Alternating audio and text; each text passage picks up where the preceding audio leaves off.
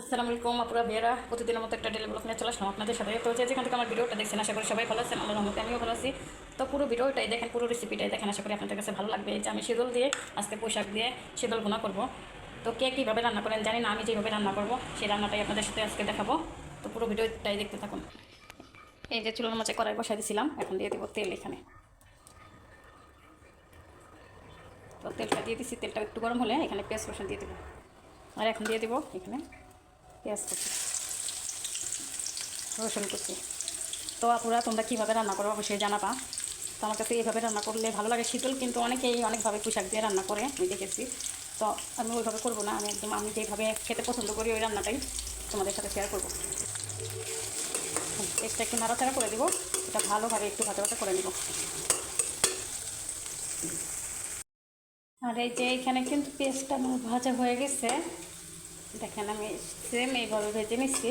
এখন এইখানে দিয়ে দেবো আমি হলুদ, মরিচ, ধনিয়ার গুঁড়া, লবণ একসাথে গুলিয়ে রেখেছিলাম, এই পানিটা দিয়ে দিব যেন আর কষানো তো পানিটা না লাগে, এই পানিতে যেন হয়ে যায়। এখন মশলাটাকে সুন্দরভাবে আমি কষিয়ে নেব। এই যে মশলাটা কিন্তু কিছু সময় আমি কষিয়ে নিয়েছিলাম, এই যে তেল ছেড়ে দিচ্ছে। এখন দিয়ে দেবো আমি এই যে 2টা শীতল শুটকি। আপনারা চাইলে কম বেশি করে নিতে পারেন। অনেকে এই শীতলটা মানে সিদ্ধ করে তারপর কাটা ছড়িয়ে পানিগুলো দিয়ে দেয়, তো আমি এইভাবে কাটা সহকারে দিয়ে দিলাম। এখন এটাকে আরও সুন্দরভাবে কষিয়ে নেব। আর এইখানে কিন্তু মশলাটা আমি খুব সুন্দরভাবে কষিয়ে নিয়েছিলাম, আর দেখেন তেল ছেড়ে দিচ্ছে। তো এইখানে আমি মরিচের গুঁড়াটা একটু কমছি, কারণ আমার গাছের থেকে বেলকনি বাগানের থাইনা মরিচ ছিল, ওগুলো দিয়ে দিচ্ছি, ওগুলো প্রচুর পরিমাণে ঝাল, এর জন্য মরিচের গুঁড়াটা একটু কম দিচ্ছি। কাঁচা মরিচটা ঝাল, তো এর জন্য আপনারা চাইলে এর চেয়েও বেশি দিতে পারেন। এখন দিয়ে দেবো এইখানে পুঁই শাক।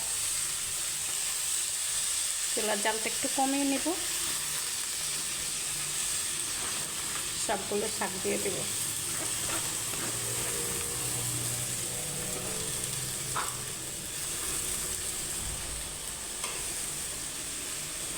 একটু নাড়াচাড়া করে দেবো।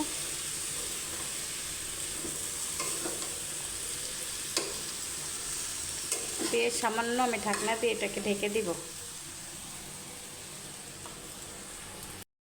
আর এইখানে এই যে দেখেন তেঁতুলটা কিন্তু আমি ঢেকে দিয়েছিলাম, মাঝখানে একবার উঠে নাড়াচাড়া করে দিয়েছিলাম।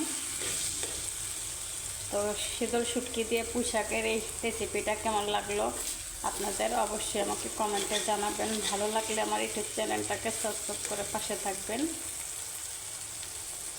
তো আল্লাহ হাফেজ, সবাই ভালো থাকবেন। ভিডিওটা আমার এই পর্যন্তই।